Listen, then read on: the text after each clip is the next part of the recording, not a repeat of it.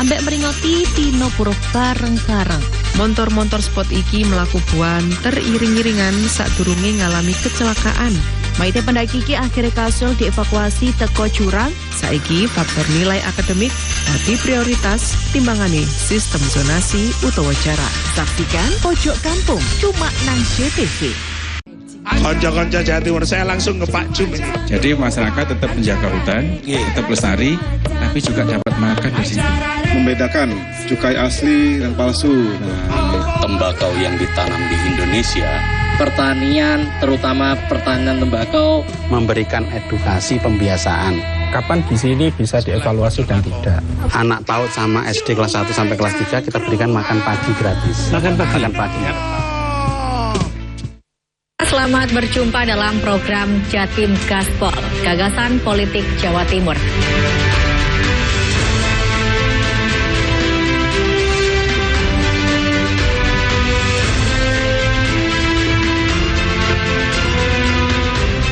Saksikan program dialog Gagasan Politik Jawa Timur, Jatim Gaspol, tayang setiap Rabu pukul 18.00 hanya di JTV. Artinya kita mencoba untuk menggali apa yang telah ditampilkan KPU dalam deteksinya dia. Tingkat kepercayaan publik masyarakat terhadap penyelenggaraan pemilu ini sudah tinggi. Tapi kita hanya mendapat itu terus terang, tidak transparan laporan itu. Mana yang kalah, mana yang menang masih ada upaya kasasi. Mudah-mudahan besok bisa memberikan hasil yang melegakan. Benar, berdampak baik pada semuanya lah ini nantinya.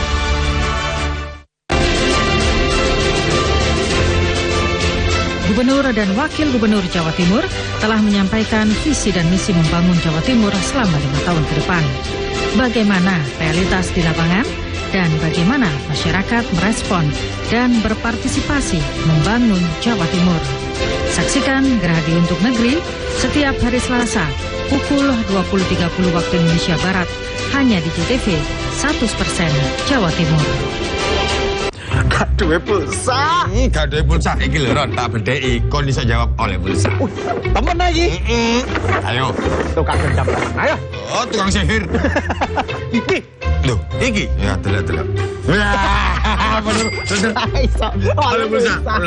Oleh pulsa. Gawe kanca-kanca kabeh dulur-dulur kabeh sing kepengin oleh pulsa, melok kuis tul cenak setiap Jumat, Sabtu, Minggu. Jam 6 karo jam 8 bengi nang nggone tul cenak. Nonton sampe dijamin penak JTV.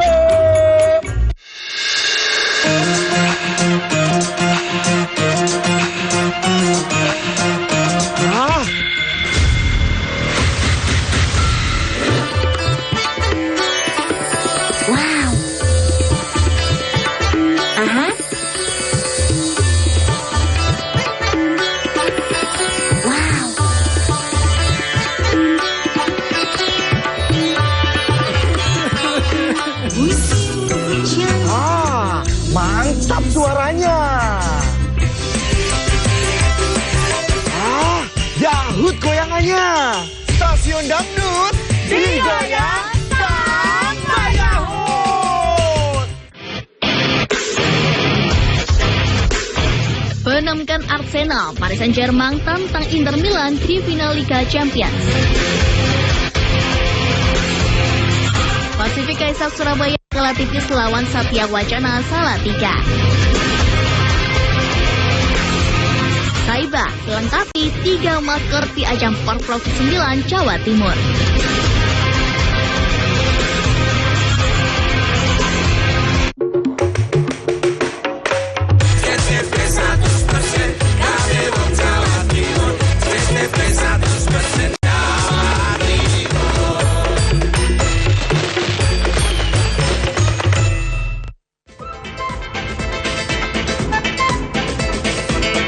Kabur dari Jawa Tengah, pelaku spesialis sepeda motor dan barang berharga dibekuk di Kota Malang. Perayaan Waisak, ratusan umat Buddha mengikuti prosesi yang khidmat dan ditutup dengan pelepasan burung pipit, simbol perdamaian dunia. Libur panjang komunitas Goes Lansia Malang berlibur untuk menikmati panorama Pulau Bawean.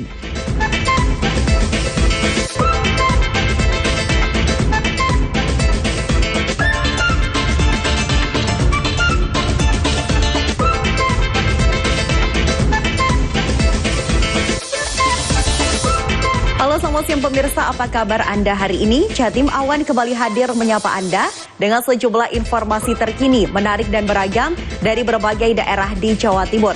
Dan berikut Jatim Awan selengkapnya bersama saya, Tania Anandita.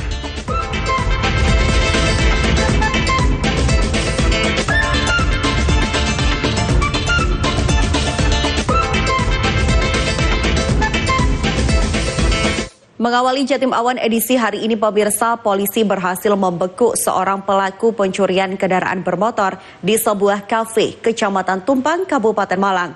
Dalam pemeriksaan, pelaku telah beraksi berulang kali dengan sasaran sepeda motor dan barang berharga di Kabupaten Pati, Jawa Tengah dan kabur ke Kabupaten Malang.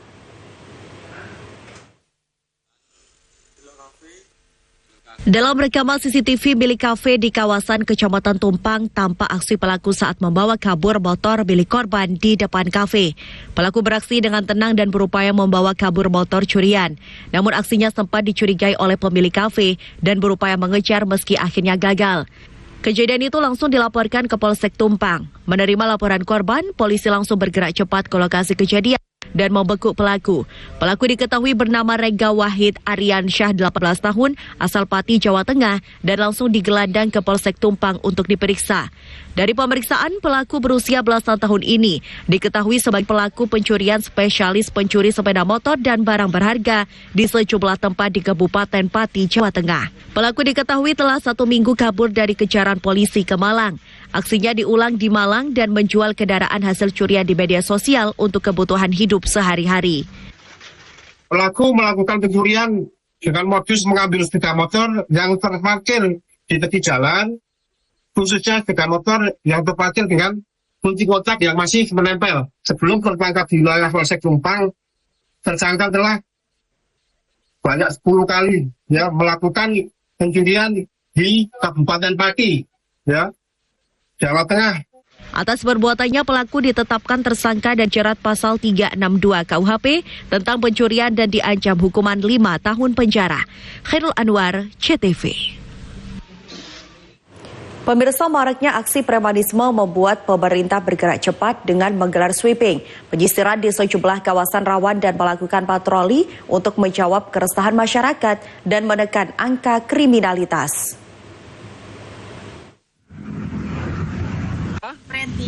Sesuai perintah Kapolri terkait aksi premanisme, maka seluruh jajaran Polri bergerak cepat dan serentak. Semua jajaran melakukan sweeping di sejumlah lokasi rawan atau kantung para preman di wilayah hukum Polres Malang Kota dimulai sejak Sabtu lalu. Sweeping ini menjadi bagian dari langkah preventif dan represif untuk menekan angka kriminalitas, terutama aksi premanisme.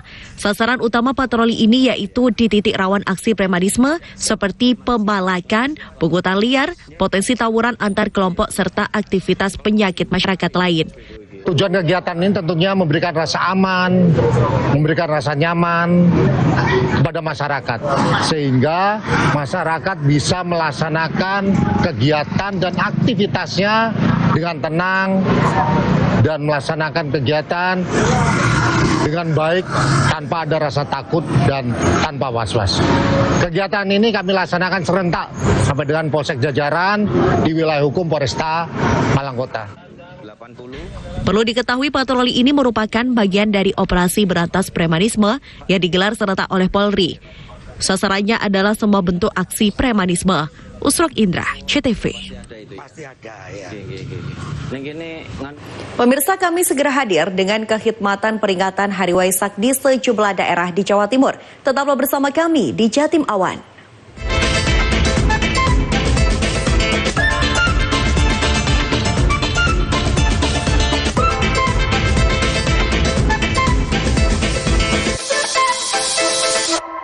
Saya mengalami penyakit MAH yang cukup parah. Setelah 2 minggu saya konsumsi, saya merasakan perubahan yang signifikan pada lambung saya. Sekarang, saya selalu sedia omah di tas kerja saya sebagai solusi jika asam lambung mulai terasa.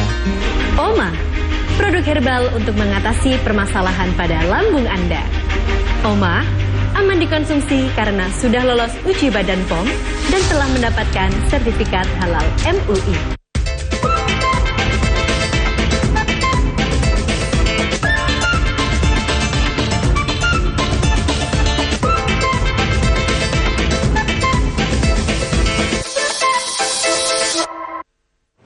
Pemirsa, perayaan Hari Raya Waisak 2025, patung Buddha tidur di Mahavihara Mojopahit, Desa Bejijong, Kecamatan Trowulan, Kabupaten Mojokerto telah dimandikan. Pensucian patung ini merupakan penghormatan dan menjadi tradisi spiritual.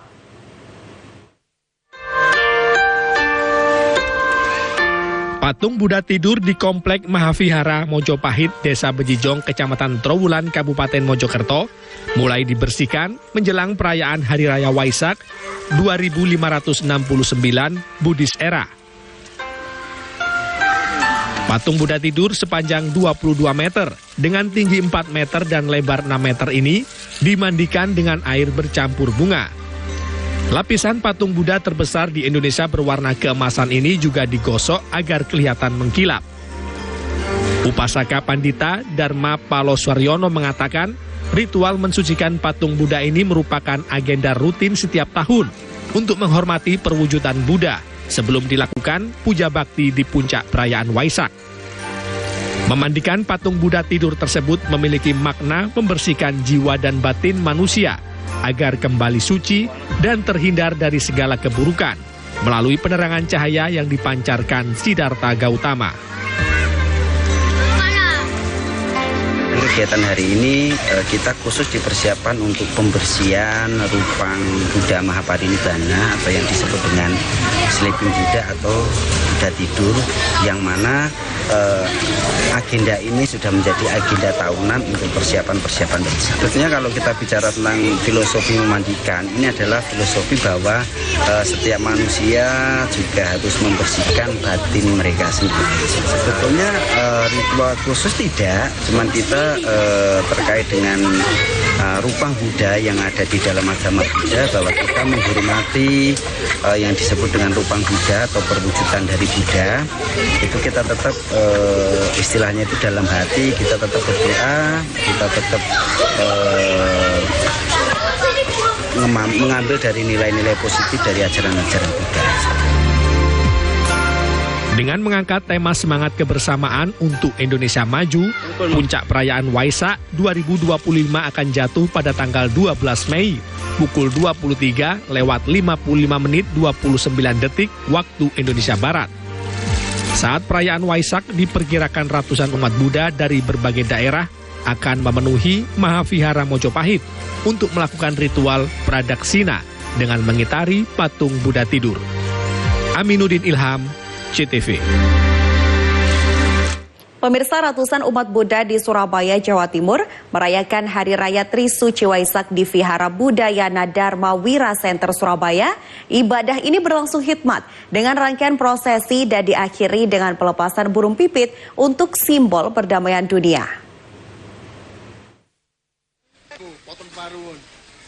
Inilah suasana ibadah perayaan Hari Raya Trisuci Waisak di Vihara Budayana Dharma Wira Center, BDC Surabaya pada Minggu siang.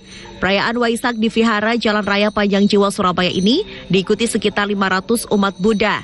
Ibadah Trisuci Waisak kali ini bertema tingkatkan pengendalian diri dan kebijakan mewujudkan perdamaian dunia. Pada Hari Raya Waisak 2560 tahun 2025 ini diharapkan menjadi pengingat bahwa umat Buddha menjaga kerukunan antar umat untuk mewujudkan perdamaian dunia. Untuk pesan Waisak tahun ini kan kita diharuskan untuk menekankan pentingnya keharmonisan dalam hidup berdampingan dengan agama lain gitu ya. Jadi pesannya adalah kita harus saling toleransi, saling berdampingan, saling menghargai kepada sesama manusia, sesama umat beragama. Jangan sampai ada perselisihan yang berkelanjutan atau mungkin perselisihan yang sangat besar. Seperti itu. Pelaksanaan ibadah dimulai dengan kebaktian Mahayana. Selanjutnya prosesi Jivo atau pencurahan air bunga pada rupang Bodhisatta, Siddhartha, dan ditutup dengan function atau pelepasan burung pipit sebagai simbol kebebasan dan perdamaian. Nada Andrianta, CTV. Pemirsa, Hari Raya Waisak diperingati oleh para umat Buddha seluruh daerah di Jawa Timur, termasuk di Kabupaten Probolinggo. Untuk mengetahui suasana perayaan Waisak di Probolinggo, kita tersambung dengan reporter Farid Fahlevi dengan laporannya. Rekan Farid, bagaimana suasana perayaan Waisak di sana? Terima kasih Tania. Pemirsa JTV, selamat merayakan Hari Raya Waisak bagi umat Buddha.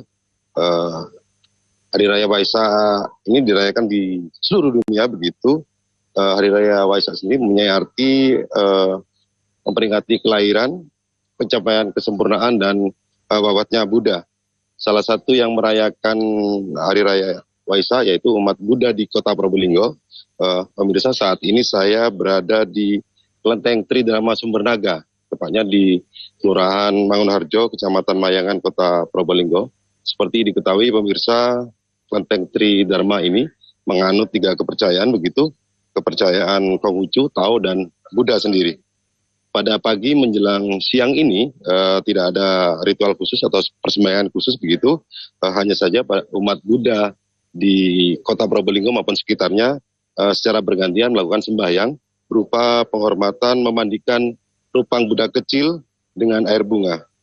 Setiap jamaat pemirsa datang silih berganti memandikan patung Buddha kecil dengan harapan doa menghilangkan kotoran duniawi begitu dan memperoleh dharma atau kesucian.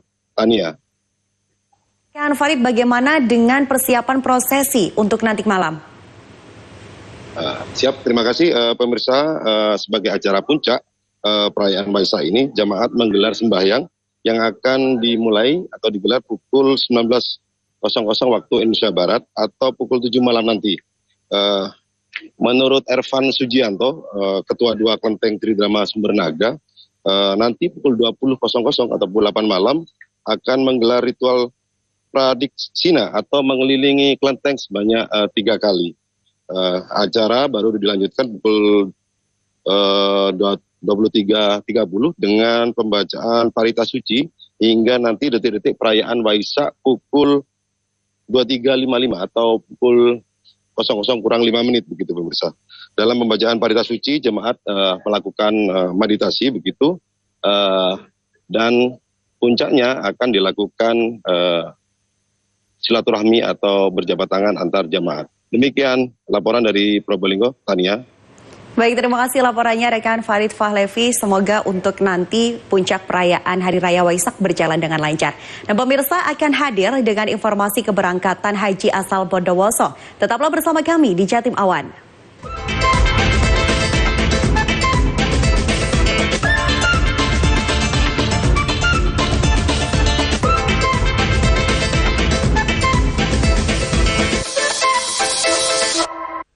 Terbuat dari 100% herbal alami, aman, tanpa efek samping. Kombinasi dari tanaman herbal pilihan yang kaya akan kandungan senyawa baik yang banyak bermanfaat bagi kesehatan mata. Tidak perlu ragu lagi. Mulai konsumsi Bionetra hari ini dan rasakan manfaatnya untuk membantu memelihara kesehatan mata Anda. Bionetra, solusi kesehatan mata. Bionetra, mata sehat, jernih melihat.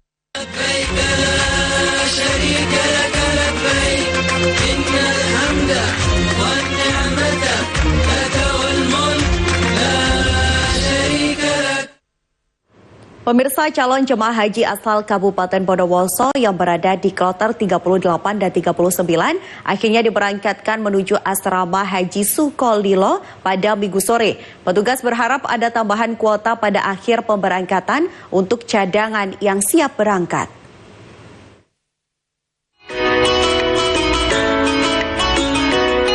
Total sebanyak 621 calon jemaah haji asal Kabupaten Bondowoso akhirnya diberangkatkan menuju asrama Haji Sukolilo Surabaya pada Minggu sore. 4 orang yang masuk kloter 3 dan 9 calon jemaah haji di kloter 17 diberangkatkan lebih awal pada 1 Mei dan 6 Mei 2025 lalu. Menyusul 590 calon jemaah haji kloter dengan rincian 224 orang masuk di kloter 38 dan 376 orang masuk kloter 39. Mereka diberangkatkan menggunakan 15 armada bus. Sedangkan para jamaah dijemput dari 8 lokasi, yaitu Ponpes Nurul Falah Cerme, Masjid Al-Azhar Kecamatan Wonosari, Kecamatan Tamanan, Masjid Agung At-Taqwa, Masjid Al-Mabrur Kecamatan Maisan, dan Ponpes Al-Husnan Kecamatan Wuringin. Mereka sudah pelunasan, mereka sudah pemeriksaan kesehatan. Ini menunggu sisa kuota. Apakah nanti akan ada sisa kuota? Allahu a'lam. Kita tetap memohon kepada Allah di hari-hari terakhir nanti, misalkan ada kebijakan dari pemerintah, sisa kuota dari provinsi lain misalkan tidak terpenuhi, itu diberikan ke Jawa Timur dan khususnya untuk jamaah masyarakat jamaah Bondowoso. Termasuk nantinya mungkin kita tidak tahu ada keajaiban Arab Saudi kemudian menambah kuota untuk Indonesia. Yang mudah-mudahan juga untuk Jawa Timur mendapatkan jatah dan termasuk 43 orang jamaah Bondowoso yang berstatus cadangan ini semuanya bisa diberangkatkan. Diharapkan adanya tambahan kuota agar jamaah cadangan bisa diberangkatkan di tahun 2025. Para calon jamaah haji akan didampingi petugas haji dan tenaga kesehatan. Rizky Setiawan, CTV.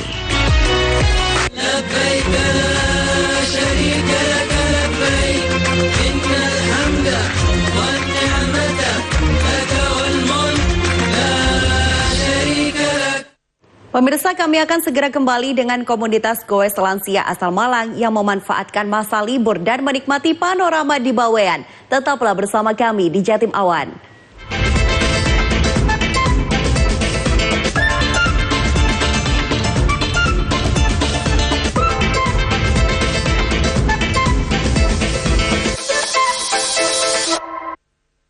Kerusuhan aksi demo tolak Undang-Undang TNI di depan Gedung Negara Gerahadi Surabaya pecah. Petasan yang dipegangnya meledak dan mengenai dada, wajah, dan tangannya. Akibat kecelakaan itu, sebanyak 7 orang pemudik dari 2 minibus mengalami luka-luka. Memberangkatkan 58 kereta api jarak jauh, terdiri dari 49 kereta api jarak jauh reguler. Ratusan warga berdesakan untuk memasuki halaman Gedung Negara Gerahadi Surabaya. Dalam kegiatan open house, saksikan Pojok TV hanya di JTV.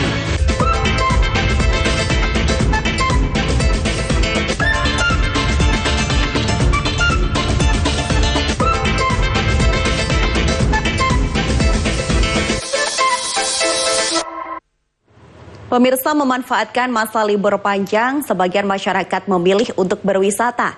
Tak terkecuali para penggowes asal Malang yang berlibur untuk menikmati panorama Pulau Bawean. Dan informasi ini menjadi penutup kebersamaan kita dalam program Jatim Awan edisi hari ini. Mewakili kru yang bertugas, saya Tania Anandita pamit undur diri sekaligus mengucapkan selamat memperingati Hari Raya Waisak tahun 2025. Selamat siang dan salam JTV 100% Jawa Timur.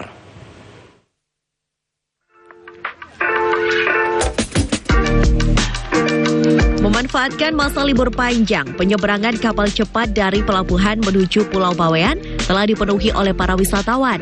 Mereka akan menghabiskan hari libur untuk menikmati wisata bahari dan alam Pulau Bawean. Tak terkecuali dengan rombongan penggowes lansia yang berusia mulai 60 hingga 74 tahun. Mereka tergabung dalam AKAP atau Ayas Kolem Ayas Puas, yang artinya saya ikut, saya puas. Rombongan penggowes ini berangkat dari Malang sejak Jumat pagi. Mereka telah sampai di Gresik pada Jumat sore. Lantaran kehabisan tiket kapal Giliang, mereka bisa menyeberang ke Pulau Bawean mulai Sabtu pagi. Para penggowes lansia ini akan menikmati keindahan panorama alam Bawean. Kelompok komunitas gowes ya AKAP. Oh, dari mana? Dari Malang, Pak. Dari Malang Raya. Dari Malang Raya, betul. Kali ini kami bertujuh. Ya kurang lebih kalau touring cukup lama itu memang sekitar itu 7 sampai 10 orang. Terus ini mau kemana? Ini rencananya sih mau nyebrang ke Pulau Bawean. Kenapa? Kami dapat informasi kalau Bawean itu bagus ya, pingin, dan kedua memang belum pernah, jadi ingin ke Pulau Bawean karena belum pernah dan informasinya bagus. Dan ini juga apa? Kan ini libur panjang, Pak. Libur panjang betul ya. Ya, jadi ada kesempatan itu. Selama libur panjang peringatan Hari Raya Waisak ini, penumpang kapal penyeberangan menuju Pulau Bawean selalu penuh penumpang. Dan tentu saja banyak calon penumpang kapal yang kehabisan tiket. Para wisatawan diharapkan waspada dan memahami kondisi cuaca serta kondisi lokasi yang dikunjungi demi keselamatan. Muhammad Amin, CTV.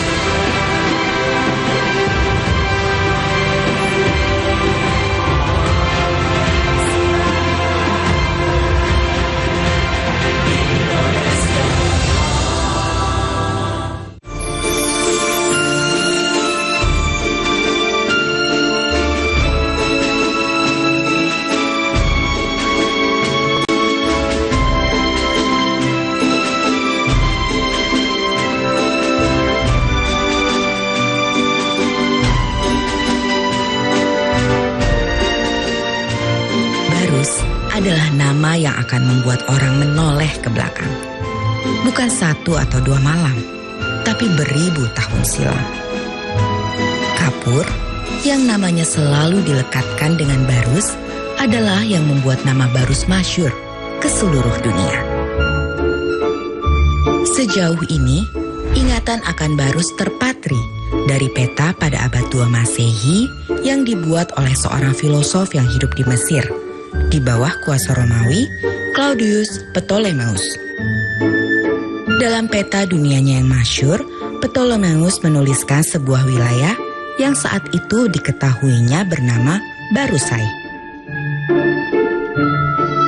Sejak catatan Romawi ini, nama Barus pun banyak disebut oleh para penjelajah, baik dari Arab, Persia, Cina, Tamil maupun Eropa, dengan nama yang bunyinya sedikit berbeda. Akan tetapi, catatan Cina, tepatnya dinasti Liang, tidak secara spesifik menentukan wilayah Barus. Ia hanya menyebutkan Barus berdasarkan letak kanton serta karakteristik penduduknya. Catatan yang lebih spesifik mengenai lokasi Barus datang dari Persia, seperti Buzurg bin Zahriar pada 342 Hijriah atau bertepatan 953 Masehi. Buzurg bin Zahriar menuliskan bahwa Abu Abdillah Muhammad bin Babsyad, pemimpin nahkoda Arab yang berlayar menuju Pulau Emas, bercerita bahwa ada sebuah pulau bernama Nian di laut luar yang berjarak 100 farsah dari Fansur. Pulau Nian yang dimaksud diyakini merupakan Pulau Nias yang berada di daratan luar, yang berhadapan dengan Barus.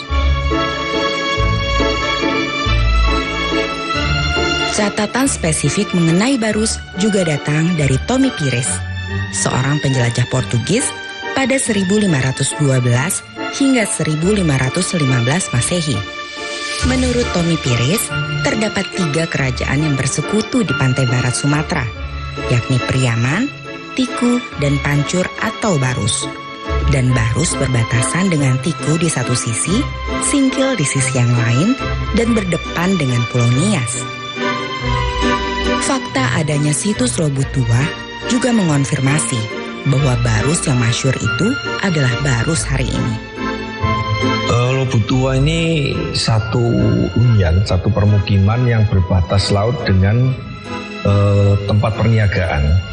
Jadi bandarnya saya perkirakan juga dulunya tidak jauh dari tempat permukimannya itu. Nah di bawah itu kan lembah yang sekarang jadi persawahan. Nah bisa jadi dulu aliran sungai yang mengalir ke muara di Barus itu dulu sampai ke sana juga. Nah cuman belakangan karena proses sedimentasi itu akhirnya tertutup, tidak nampak lagi.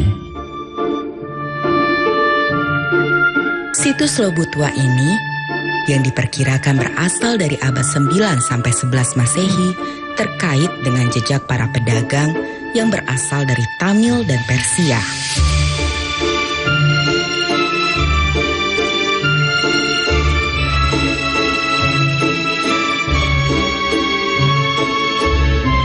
Di wilayah inilah ditemukan sebuah prasasti berhuruf Palawa dan berbahasa Tamil dengan angka 1010 Saka atau 1088 Masehi.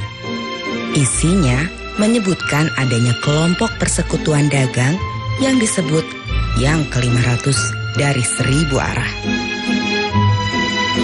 Sedikit berbeda dengan catatan-catatan lain, orang-orang Tamil ini menyebut Barus dengan nama Faroju. Ya artinya itu kan pelafalan mereka ya, kemudian pencatatan dalam sistem aksara mereka yang merekam kata lokal, yakni Barus. Nah, di Barus itu sendiri kan ada peninggalan yang berupa prasasti dalam aksara atau huruf Tamil tadi, kemudian juga dalam bahasa Tamil yang merekam tentang keberadaan sekelompok pedagang atau serikat dagang yang namanya Sang 500. Bisa jadi itu kaitannya dengan jangkauan perniagaan mereka yang mencapai banyak tempat. mereka sudah hadir di kawasan pantai barat Sumatera, khususnya di Barus, itu dari abad ke-11 tahun 1000-an awal. Selain Lobu Tua, terdapat pula situs Bongal di Desa Jago-Jago. Dari Barus hari ini, ia berjarak sekitar 70 km. Sejauh ini yang kami temukan dari data artefaktual dan ekofaktual, kemudian kami kirimkan beberapa sampel ekofak yang dari material organik, itu pertanggalannya jatuhnya pada abad ke-7 sampai abad ke-10 Masehi. Artinya dari tahun 600-an sampai tahun 900-an. Nah, sementara apa yang ditemukan di situs Lobu Tua, paling tua pertanggalannya itu abad ke-9 dan itu berlanjut sampai abad ke-11. Nah, ada irisan masa antara situs Bongal dengan Lobu Tua, yaitu di abad-abad 9 sampai ke 10-nya. Nah, bisa aja. Nah, yang unik, pertanggalan yang kami temukan di Bongal setelah abad 10 itu seperti hilang. Jadi dia entah kenapa kemudian seolah-olah ditinggalkan. Nah, kemudian yang di Barus ini, di Lobu Tua, dia masih berlanjut sampai abad ke-11. Yang aneh, Bongal itu berhenti ada penemuan benda arkeologis persis pada saat Barus didirikan. Jadi seolah-olah memang ya pada hakikatnya satu kota lah begitu yang pindah. Kalau Bongal itu penuh dengan penemuan yang menunjukkan adanya unsur Nasrani di Bongal. Misalnya, selama ini tim arkeologis di sana telah menemukan 8 salib. Dan salib itu sangat jelas salib timur dari gereja timur, bukan Katolik.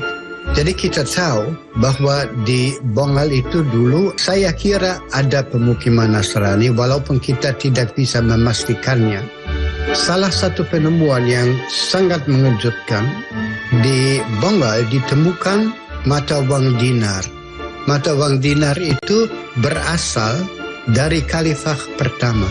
Jadi sudah jelas bahwa katakanlah pada abad ke-8 lah, 7-8, sudah ada pengaruh timur di Bongal.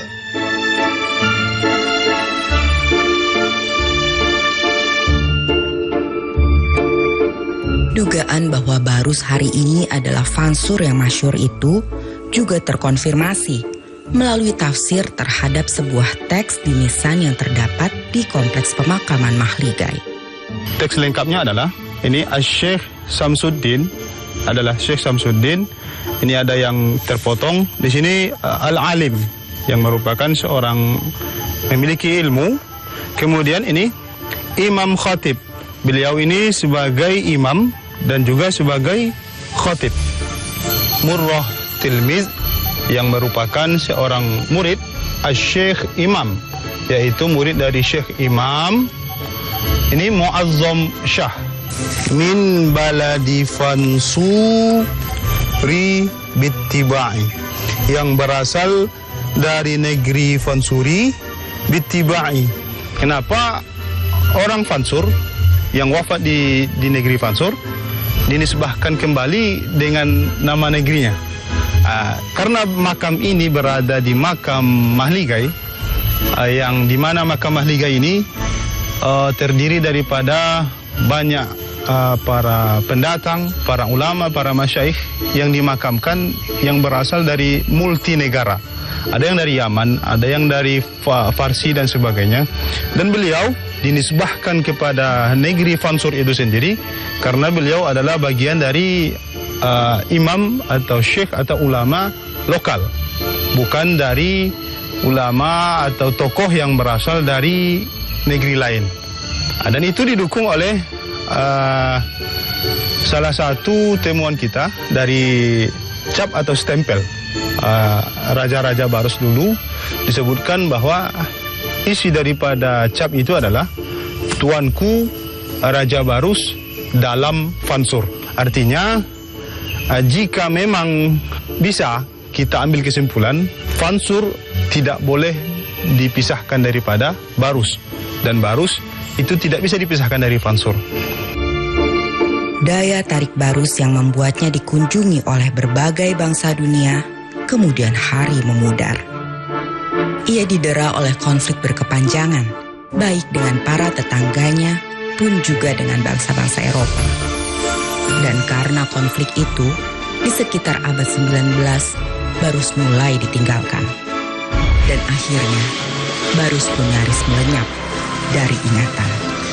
Kenapa sangat penting masa depan Barus itu adanya di anak-anaknya? Karena memang anak-anak daerah Barus sendirilah dan kecintaan mereka terhadap tanah tempat mereka dilahirkan itu, bagaimana mereka mau mencari tahu tentang sejarah daerahnya, hanya lewat itulah akhirnya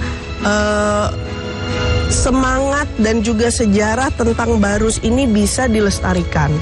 Kalau anak-anaknya tidak memperdulikan hal ini, tentu dia tidak bisa diteruskan ke generasi penerus. Itulah juga kenapa pendidikan menjadi pintu masuk yang paling penting, paling besar, dan butuh diperhatikan tidak hanya pelaku pendidikan, guru, kepala sekolah, tetapi seluruh masyarakat. Alhamdulillah muncul di banyak level, bukan cuma di Tapanuli Tengah, tapi juga di Jakarta, di mana-mana. Itu bisa menjadi sebuah langkah baik untuk kita semakin peduli sejarah, semakin peduli kebudayaan agar kita menjadi masyarakat yang lebih maju lagi. Masyarakat maju itulah ada masyarakat yang mengenal masa lampaunya sehingga bisa membuat pilihan-pilihan yang tepat di masa mendatang.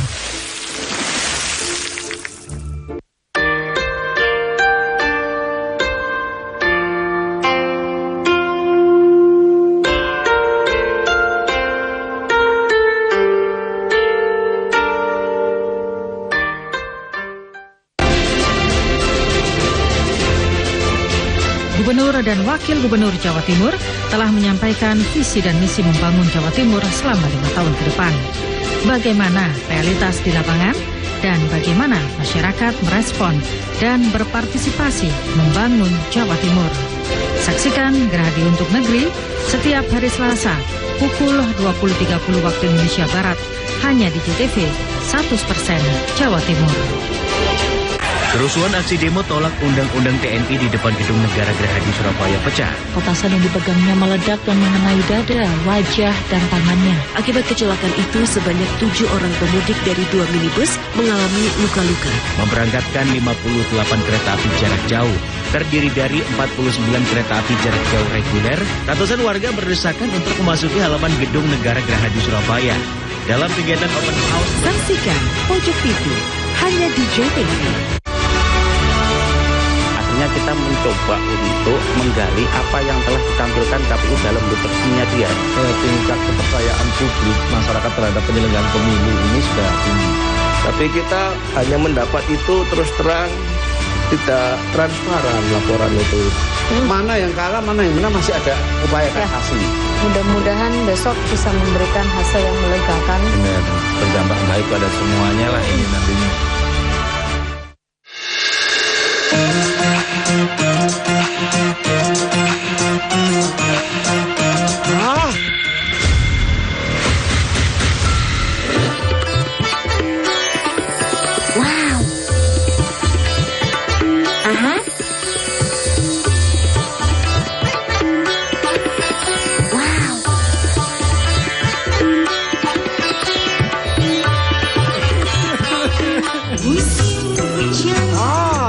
Mantap suaranya. Yahut goyangannya. Stasiun Dangdut digoyang sama Yahut.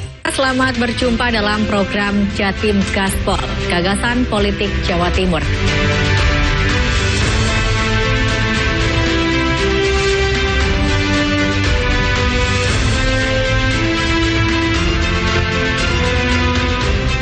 Saksikan program dialog Gagasan Politik Jawa Timur, Jatim Gaspol, tayang setiap Rabu pukul 18.00 hanya di JTV.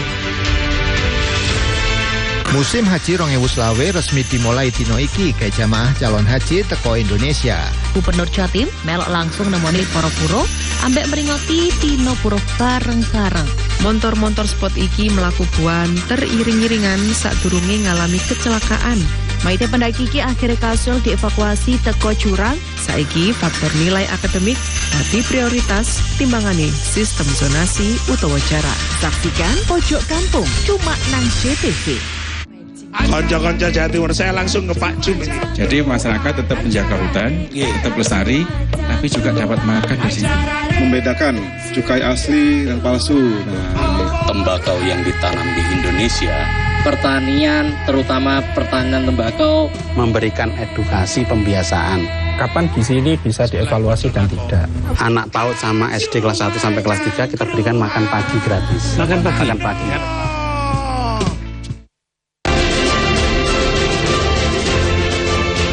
Gubernur dan Wakil Gubernur Jawa Timur telah menyampaikan visi dan misi membangun Jawa Timur selama 5 tahun ke depan.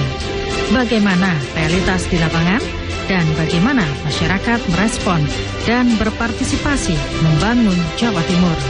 Saksikan Gerhadi untuk Negeri setiap hari Selasa pukul 20.30 waktu Indonesia Barat hanya di JTV 100% Jawa Timur. Kerusuhan aksi demo tolak Undang-Undang TNI di depan Gedung Negara Gerahadi Surabaya pecah. Petasan yang dipegangnya meledak dan mengenai dada, wajah, dan tangannya. Akibat kecelakaan itu, sebanyak 7 orang pemudik dari 2 minibus mengalami luka-luka. Memberangkatkan 58 kereta api jarak jauh, terdiri dari 49 kereta api jarak jauh reguler. Ratusan warga berdesakan untuk memasuki halaman Gedung Negara Gerahadi Surabaya. Dalam kegiatan open house, saksikan Pojok TV hanya di JTV. Kita mencoba untuk menggali apa yang telah ditampilkan KPU dalam deteksinya dia. Tingkat kepercayaan publik masyarakat terhadap penyelenggaraan pemilu ini sudah tinggi.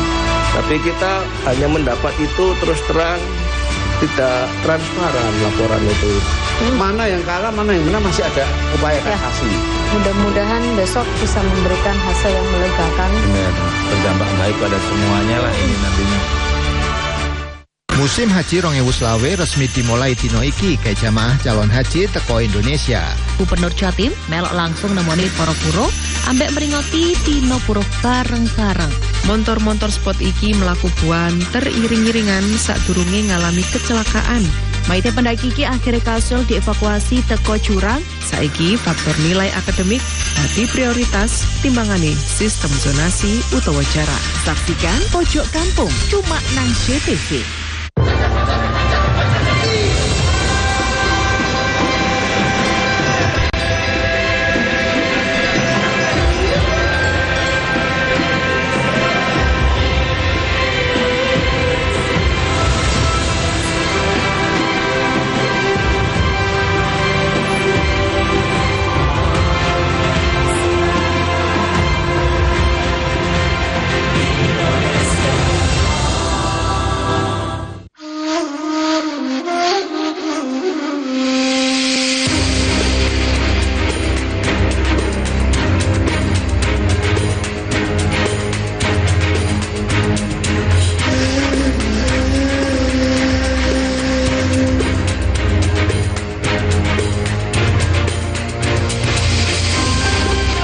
Pengetahuan yang dapat diperoleh dengan mudah. Perkataan ini agaknya tergambar di Barus, tepatnya di Kompleks Pemakaman Papan Tinggi di Pananggahan, Barus Utara. Pendakian menuju puncak melalui apa yang disebut oleh penduduk sebagai tangga 1000 menyiratkan sebuah pemahaman akan adanya syarat dan upaya dalam mencapai pengetahuan. Sebab di ketinggian 720 meter di atas permukaan laut ini, terbentanglah pengetahuan ihwal pertautan dunia Melayu dan Persia di suatu zaman yang amat silam. Makam panjang milik sosok yang disebut Syekh Mahmud ini merupakan salah satu petunjuk utama dalam meraba adanya pertautan tersebut. Petunjuk tersebut terletak pada nisan yang selain menggunakan huruf Arab berbahasa Arab, juga menggunakan huruf Arab berbahasa Persia. Ini inskripsi nisan kepala sisi luar. Yang bagian di lingkaran ini adalah kalimat tauhid. La ilaha illallah Muhammadur Rasulullah yang ditulis secara melingkar. Kemudian yang di bawah ini adalah hadis Nabi. Qala Nabi sallallahu alaihi wasallam al-mu'minuna la yamutun bal yunqaluna min darin ila darin. Jadi secara artinya mungkin begini, Nabi sallallahu alaihi wasallam bersabda, orang mukmin itu pada hakikatnya tidak mati. Mereka hanya berpindah dari satu alam ke alam lain atau dari satu negeri ke negeri lain. Ini nisan kepala, sisi bagian dalam. Yang di atas ini, qala Nabi sallallahu alaihi wasallam al-mu'minuna hayyun fid darain, adalah bagian yang menjelaskan dari sisi belakang tadi bahwa Nabi sallallahu alaihi wasallam bersabda, orang-orang mukmin itu hidup di dua alam, yaitu alam dunia, alam akhirat, atau di alam zahir dan juga alam batin. Sedangkan bagian bawah ini tidak ada inskripsi nisannya. Kemudian yang ini sisi bagian kaki, nisan kaki bagian luar. Yang bagian atas ini adalah ayat Al-Quran surah Al-Qasas, ayat terakhir. Yang tertulis di sini adalah firman Allah, A'udzubillahi minasyaitonirrajim, Bismillahirrahmanirrahim. Kullu syai'in halikun illa wajhah. Segala sesuatu akan binasa kecuali Allah Subhanahu wa taala. Sedangkan yang di bawah ini adalah teks daripada sedikit tentang siapa pemilik makam. Jadi teks yang ini adalah hadza qabru asy-Syekhul Akbar. Inilah kuburan Syekhul Akbar, Syekh Mahmud, yang bernama Syekh Mahmud Al-Alim Al-Allamah, yaitu yang memiliki tingkat keilmuan yang tinggi. Al-Mustazhar, Syekh Mahmud, nama beliau itu adalah Syekh Mahmud Al-Mustazhar fi manami, yang paling bawah itu Naujan bin Ma'zari. Artinya beliau adalah seorang syekh yang bernama Syekh Mahmud, yang di sini ada tadi tinggal qaddasallahu ruhahu, semoga Allah sucikan ruhnya, al-mustazhar fi manami Naujan bin Ma'zari. Jika di seluruh sisi menggunakan bahasa Arab, maka di sisi ini terdapat syair bahasa Persia. Yang bagian atas ini adalah sebuah bait syair dalam bahasa Farsi. Jahon yadgaras moraftani zemardum nemonat bejuz emardumi. Kalau artinya mungkin begini, dunia ini hanya sekedar laluan saja. Kita pasti kembali dan tidak ada yang tinggal dari manusia kecuali hanya kenangan atau sisi kemanusiaannya saja. Kemudian bagian yang bawah ini juga bahasa Persia. Kira-kira begini, inqab tasana tis'a wa 20 wa 800. Kuburan ini sampai dengan tahun 829. Tidak disebutkan Masehi ataupun Hijriah dalam ini. Dar alami ghaib makhfibun, tersembunyi di alam gaib. Badat sahib iqab dar khabe panoh ni Naujan bin Ma'zari. Kudra zahirkat ke inkab Mahmudas. Ini ada Mahmud. Artinya begini, kuburan ini sampai dengan 829 tersembunyi di alam gaib. Hingga akhirnya pada suatu hari, seseorang yang bernama Naujan bin Ma'zari bermimpi di dalam tidurnya dan diberitahu bahwa di sini dimakamkan seseorang yang bernama Syekh Mahmud. Awarus berus keramat zahir sud befariyadakah.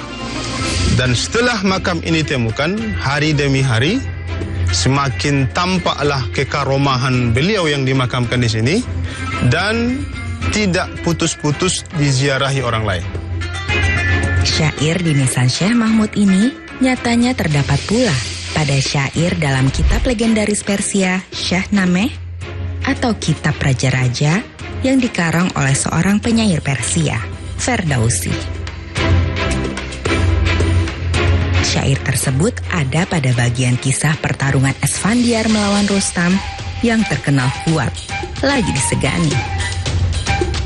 Dan kitab Syahnameh yang menjadi sumber syair pada nisan Syekh Mahmud nyatanya juga mewarnai sejumlah kitab legendaris Melayu seperti hikayat Raja-Raja Pasai.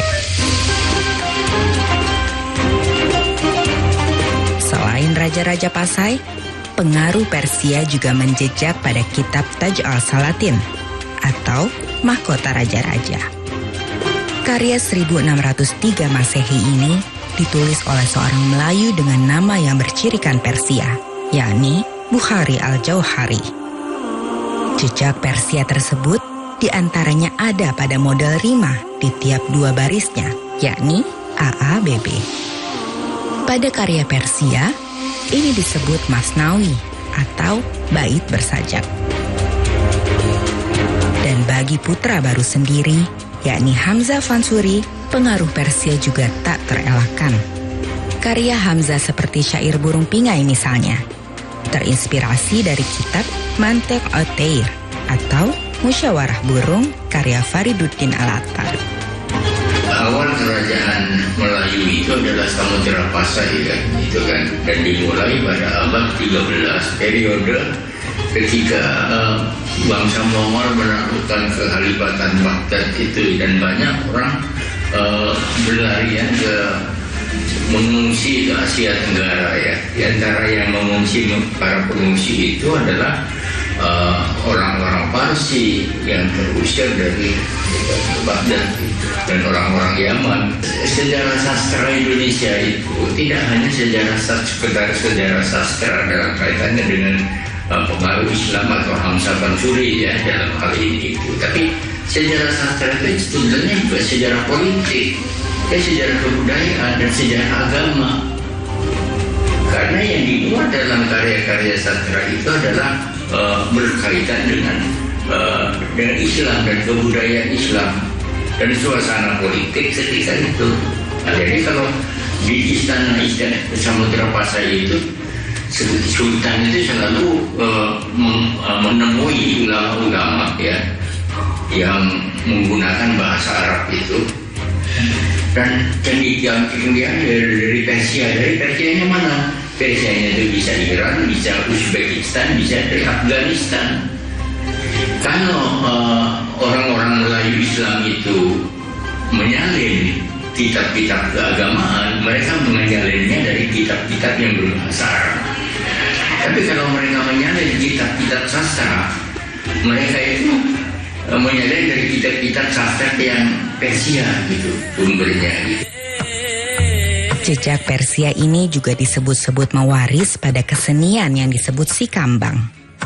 Kesenian ini mewujud di sepanjang pantai barat Sumatera. Sikambang itu budaya penggabungan dari beberapa budaya. Salah satunya Melayu, ada Minang, dari bahasa-bahasanya kan Pak. Ada pakai logat O di situ jelas, dan kosakata Melayu dia jelas masuk.